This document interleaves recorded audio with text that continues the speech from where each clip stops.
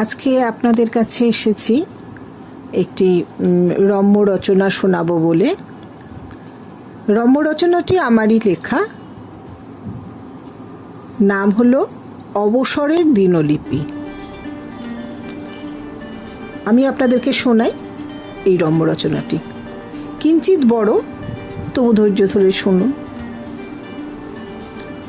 প্রকৃতি প্রসন্ন নাগ, একজন সম্মানিত প্রবীণ নাগরিক, স্ত্রী সুচরিতা এবং একমাত্র ছেলে বিশ্বনাথ, আর সর্বক্ষণের একটি কাজের মেয়ে টেপি। যদিও বর্তমানে তার গিন্নি মেয়েটির নামকরণ পরিবর্তন করেছেন, পরিবর্তন করে নাম রেখেছেন তনয়া। এদের নিয়েই কলকাতা শহরের অদূরে নিজস্ব গৃহে বসবাস করেন প্রকৃতিপ্রসন্নবাবু। অবসর নিয়েছেন বেশ কয়েক বছর হলো। গুটি কয়েক বন্ধু আছেন, তারাই এখন অবসরপ্রাপ্ত জীবনের সঙ্গী। মানুষটি নির্ভেজাল, কিন্তু ছেলেবেলা থেকে বাপ মায়ের ওপর একটা ক্ষোভ আছে। ক্ষোভটা হলো নিজের নাম নিয়ে। স্কুলে ভর্তি হওয়ার পর বন্ধুরা তার নামটা ঠিকঠাক উচ্চারণই করতে পারত না, তাই শর্টে প্রকৃতিপ্রসন্নকে ওরা পিসে বলে ডাকত। কলেজে এবং চাকরি জীবনে তার ওই বিশাল নামটা ছোট করে সবাই ডাকত পিসিমা। বোধ করি খানিকটা খিটখিটে পিটপিটে স্বভাবের জন্যই বোধহয় বন্ধুরা এভাবে খেপাত। আড়াল থেকে হলেও তার কানে ঠিক এসে যেত, বিরক্ত হতেন। শ্বশুরবাড়িতে গিয়ে প্রথম তো তুতো সম্পর্কীয় যে ডজনখানেক শালি, তারা তার নামটি নিয়ে ভয়ানক হাসাহাসি করে। বাসরাতে কে যেন হঠাৎ প্রসন্নময়ী জামাইবাবু ডেকে উঠেছিল। সেই রাগে থেকেই আজও তিনি শ্বশুরকুলের কেউ এলেই ঘোরতর অপছন্দ করেন। তার ছেলে অবশ্য ইদানিং বলে, আমার নামটিও জঘন্য, আজকালকার দিনে খুবই অচল, বিশ্বনাথ কারুর নাম হয়? আসলে কিছু না, বিয়ের পর হানিমুনে তারা কাশী বেনারস বেড়াতে গিয়েছিলেন এবং তারপরেই এই ছেলে। কপাল এমন, বউ সঙ্গে গেল প্রেমমতী হয়ে আর ফিরল তুমুল গর্ভবতী হয়ে। স্বভাবতই ছেলের বিশ্বনাথ নামটি সবচাইতে ঠিক লেগেছিল। তাছাড়া বিশ্বনাথের সাথে নাগ পদবীটি অত্যন্ত মানানসই মনে হয়েছিল। প্রকৃতিপ্রসন্নবাবুর ইদানিং একটা রোগ হয়েছে। রোগটা হলো সবসময় তিনি মনে করেন তিনি অসুস্থ। আগে কবিতা লেখার চর্চা করতেন, কিন্তু এখন এই নিজের রোগের ভাবনায় সাংস্কৃতিক জগতে খুব একটা মন দিতে পারছেন না। গিন্নি সুচরিতা সমাজসেবিকা, বিভিন্ন সংগঠনের সাথে যুক্ত। যদিও স্বামীর দেখা দেখি তিনিও রোগ বিলাসিতা খুব পছন্দ করেন। তাদের ছেলে বাবা মায়ের এই রোগের প্রকোপ নিয়ে খুব একটা মাথা ঘামায় না, কারণ একাধিকবার ছুটোছুটি করে দেখেছে দুজনেরই রোগের প্রতি অসম্ভব দুর্বলতা। মনে মনে তারা নানান রোগ তৈরি করে নেয়। এদিন রাতে প্রসন্নবাবুর হঠাৎ করেই মনে হলো বোধহয় হার্ট অ্যাটাক হয়েছে। তিনি বিচক্ষণ মানুষ, আর এই হার্ট অ্যাটাক ব্যাপারটাও নতুন নয়। রিটায়ার করার পর থেকে এই নিয়ে বার্সাতে হলো। এই তো গত সপ্তাহে সিঁড়ি দিয়ে ওঠার সময় মাথাটা ঘুরে গেছিল, রীতিমতো ঘাম। দরজার গোড়ায় পৌঁছে কলিং বেলটা বাজাতে যাবেন, তখনই উপর থেকে মিস মাধবীলতা নামছিলেন। প্রায় 50 বছরের মাধবীলতা দেবী আজও অবিবাহিতা। গরম দেখলে মনে হবে না 36-এর 1 পয়সাও বেশি। আহা, কি সুন্দর এখনো। তিনি দৌড়ে এসে প্রকৃতিপ্রসন্নবাবুকে ধরলেন। এই ধরার পর থেকে শরীরটা অনেকটা সুস্থ বোধ করছিলেন। মাধবী দেবী দরজা দ্রুত ধাক্কা দিয়ে ঘরের লোক ডাকেন, আর দাঁড়িয়ে প্রকৃতিপ্রসন্ন ভাবছিলেন যে সকালে তো শুনে গেছিলেন ছেলে অফিস যাবে না, আর তার মায়েরও একটা জরুরি মিটিং আছে নারী কল্যাণ সমিতিতে। এদিকে এই সময় বাড়ির যে সবসময়ের কাজের মেয়েটি, মানে ওই টেপি, সে নেল পালিশ লাগাচ্ছিল এক মনে। এতক্ষণ দরজাটা কেউ খুলছে না। প্রকৃতিপ্রসন্নবাবু অত্যন্ত লজ্জিত বোধ করেন। তবু ওই মাধবীলতা দেবী মসৃণ হাতে পিঠে হাত বুলিয়ে দিচ্ছিলেন, তাই প্রকৃতিপ্রসন্নবাবু চুপ করে চোখ বুজেছিলেন। আর এই হাতটা খুব কোমল না হলেও নারী হাত তো অবশ্যই। তড়ি ঘড়ি পর আধ ঘন্টা বাদে ছেলেই দরজাটা খোলে। জানায় বাথরুমে গেছিল, তাই দেরি হয়েছে। আর তনয়া মানে টেপি তখনও রূপচর্চায় মগ্ন। মাধবীলতা দেবী ছেলেকেই বললেন, শোনো, তোমার বাবাকে না একজন ভালো ডাক্তার দেখিয়ে নাও। ছেলে মাধবীলতা দেবী চলে যাওয়ার পরই পাড়ার এক কোণে পড়ে থাকা পসারহীন নিত্যানন্দ ডাক্তারকে ডেকে পাঠালো। বহুদিন পর একটা জুৎসুই রুগী পেয়ে পেটের থেকে নিত্যানন্দ সমস্ত কথা বার করে নিলেন। নিত্যানন্দ মাঝে বৈষ্ণব হয়েছিলেন, ইদানিং নাকি আবার স্বমহিমায় মাছ মাংস খাওয়া শুরু করেছে। রুগী তো পায় না, আর যাকে পায় একেবারে ঘাড় মোটকে ধরে। সেদিন প্রকৃতিপ্রসন্নবাবু বাড়িতে আসলে প্রকৃতিপ্রসন্নবাবু জলখাবারটা এড়িয়ে চলেন, কারণ স্ত্রীর নির্দেশে কেবল তাকে ওটস আর কলা দেওয়া হয়। আর তনয়া মানে কাজের মেয়েটা বেশিরভাগ সময় ওটসে দুধের বদলে জলটাই বেশি দেয়। তনয়াকে এ বাড়িতে এনেছিল তার শালিকা, তখন ছিল টেপি, কিন্তু এই আমার মানে ওনার স্ত্রী পাল্টে যেই তনয়া করেছে, মানে টেপি হিসাবে তবুও মোটামুটি ঠিকঠাক ছিল, কিন্তু এখন হাওয়া পাল্টেছে। একটা প্রেমও শুরু করেছে ওই ময়লা নিতে আসে যে ছেলেটা, তার সাথে।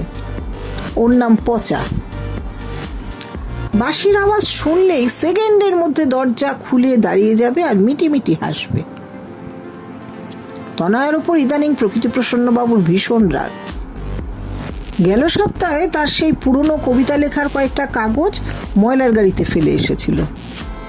জিজ্ঞাসা করাতে তো হেসে গড়িয়ে পড়ল। না গো, ময়লা তো তেমন ছিল না, তাই ভাবলাম তোমার ওই পচা কাগজগুলোই ফেলে দিই। জানো, পচাদা ভেবেছিল ভালোবাসার চিঠি। এই ধরনের নানা অসুবিধার মধ্য দিয়েই প্রকৃতিপ্রসন্নবাবুর দিন কাটে। এই কারণে আজকাল তিনি বাজার সংলগ্ন একটা দোকানে রোজ সকালে গিয়ে কচুরি, আলুর দম আর জিলিপি খেয়ে নেন। আজকের সকালের খাবারটা একটু অতিরিক্ত হয়ে গেছিল।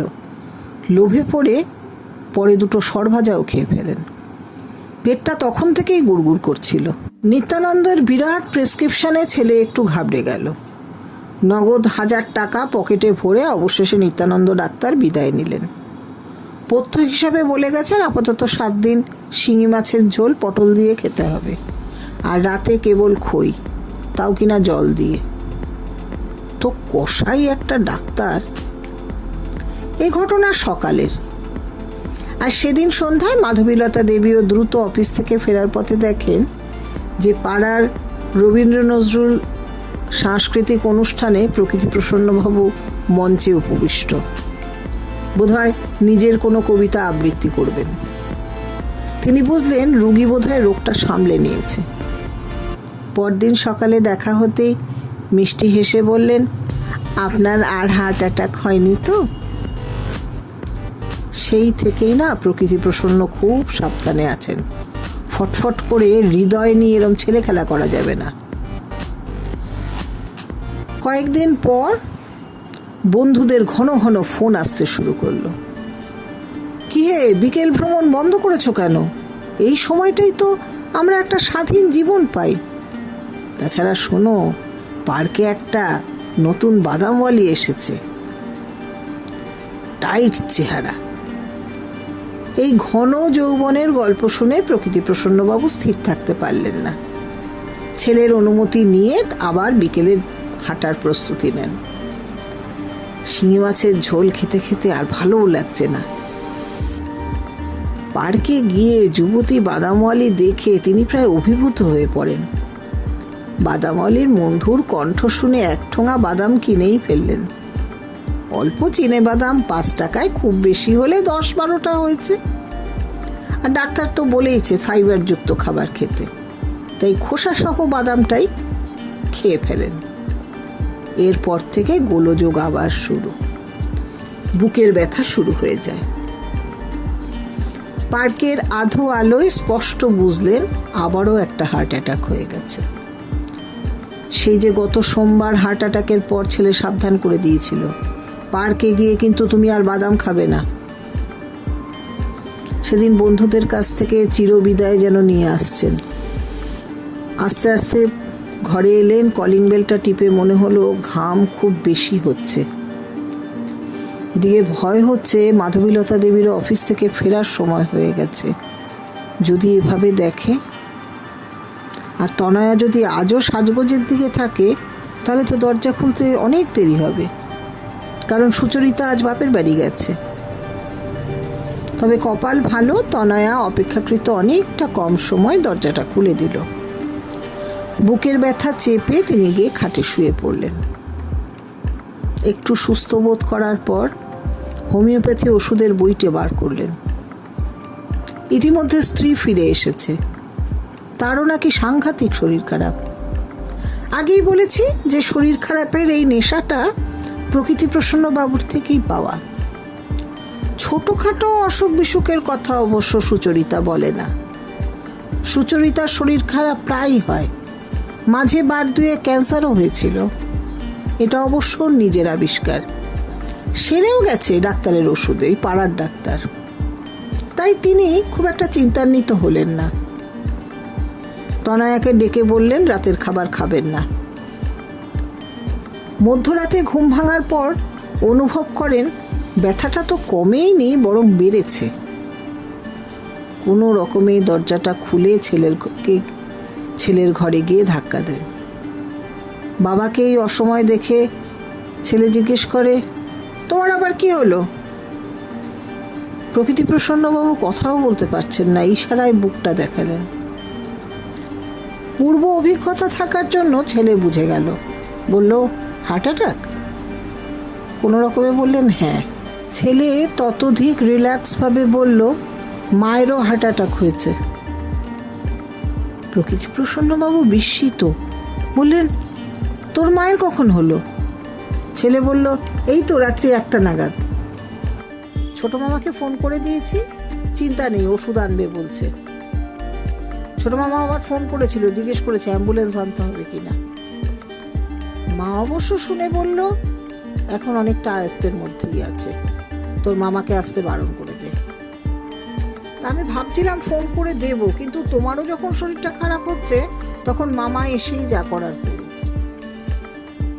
হায় রে, ওই হাড়ে বজ্জার ছেলেটা আসবে, আমার ছোট শ্যালো, এখনই হাসপাতালে না পাচার করে দেয়। প্রবল আতঙ্কে ছেলেকে বললেন না রে, আমিও খানিকটা সুস্থ বোধ করছি, ফোন করে এক্ষুনি বলে দে আসতে হবে না।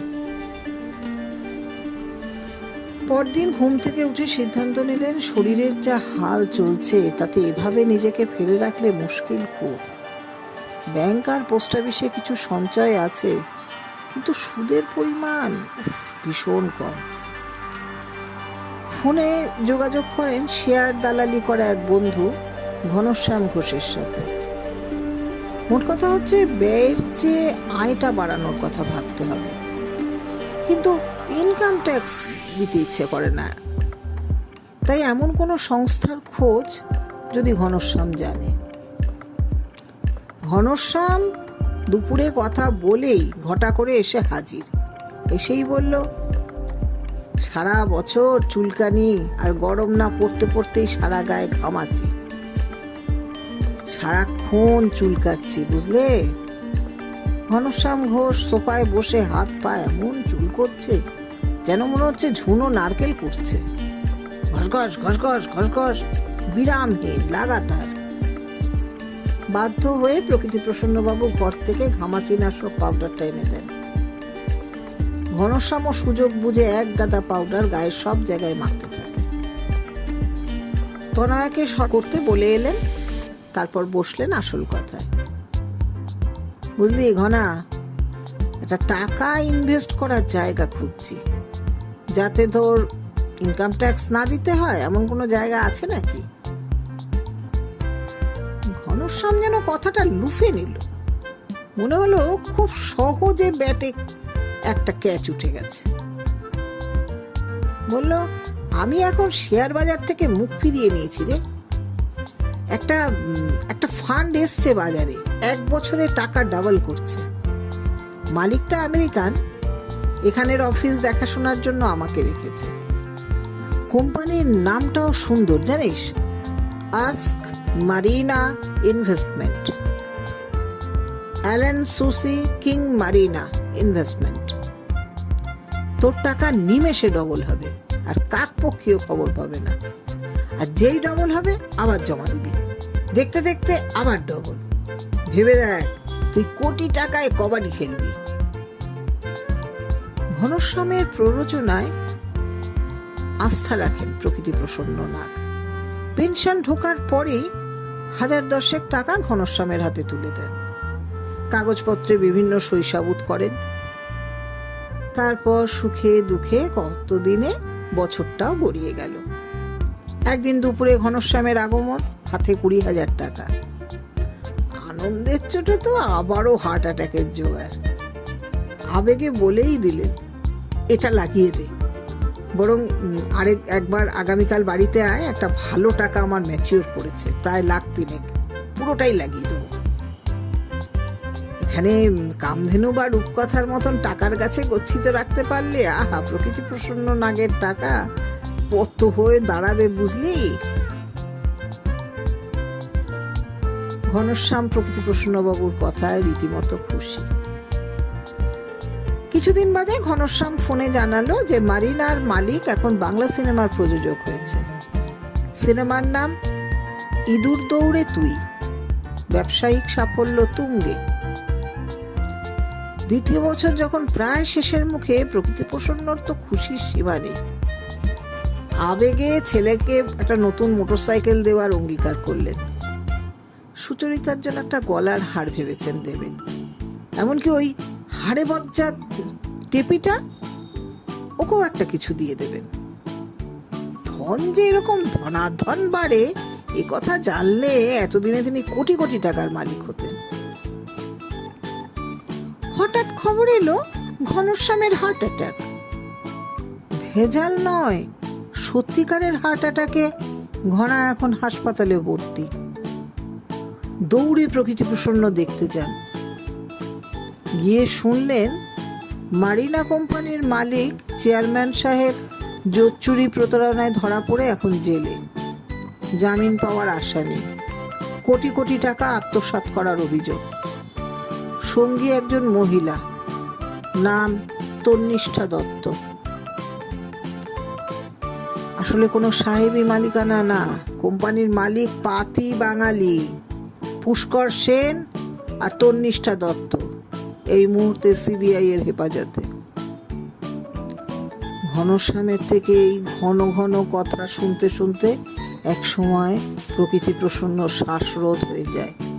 তড়িঘড়ি হাসপাতাল থেকে বেরিয়ে ভাবতে থাকেন, কোম্পানিটার নাম কি ছিল?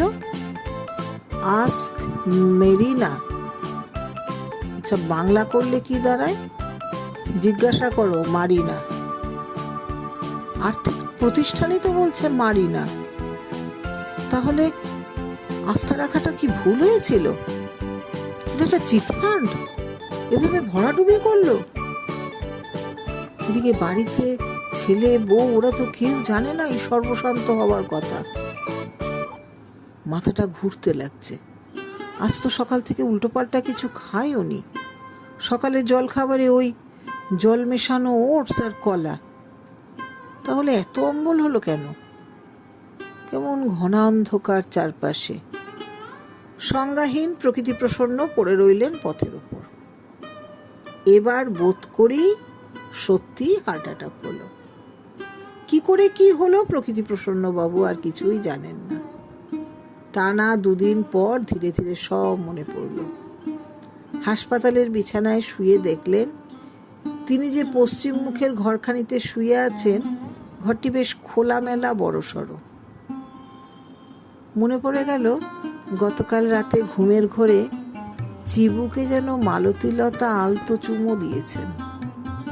কোনো কোনো বাঙালিনি এমন সাহেবী কায়দায় চুমা দিতে চোস্ত, এটা যেন বিশ্বাসই করা যায় না। বহুদিন পর বিছানায় কবিতা ফিরে এলো। চিটফান্ড মেরিনা বা মারিনা, মন বলে হোক না থাক না, বুক ভরা নিঃশ্বাস, ফুসফুস জুড়ে অবিরাম ফিসফাস। বাহ, শরীরটা তো ভালো লাগছে, আবার কবিতাও ফিরে আসছে। টাকা মাটি, মাটি টাকা, কি আর হবে। ছেলে এলো বিকেলে দেখতে, বলে গেল আগামীকাল সকালেই তোমার ছুটি। তোমার এই নবযৌবন বন্ধু ঘনশ্যামেরই দান। আজ সকালে হঠাৎ করেই যেন তার পিতৃদত্ত নামটাও ভালো লাগছে। আসলে রাজ্যেও তো ভোট আসছে, টিভি দেখে খানিকটা আন্দাজ করা। ভোট একবার নবনীতা দেবসেনের একটা লেখা মনে পড়ে গেল। নবনীতা দি লিখেছিলেন, ভোট দেব কিসে, সবাই সবার পিষে। ইস, বন্ধুরা তো তাকে সর্বদা ছোটবেলার থেকেই পিষেই ডাকতো। জীবনভর পিষতে পিষতে পৃষ্ঠপোষকতা বয়ে চলা। প্রকৃতিপ্রসন্নের এই ছোট করে পিষে নামটি একদম যথাযথ। আসুন আমরা সবাই প্রকৃতিপ্রসন্ন বাবুর আরোগ্য কামনা করি। ধন্যবাদ সবাইকে।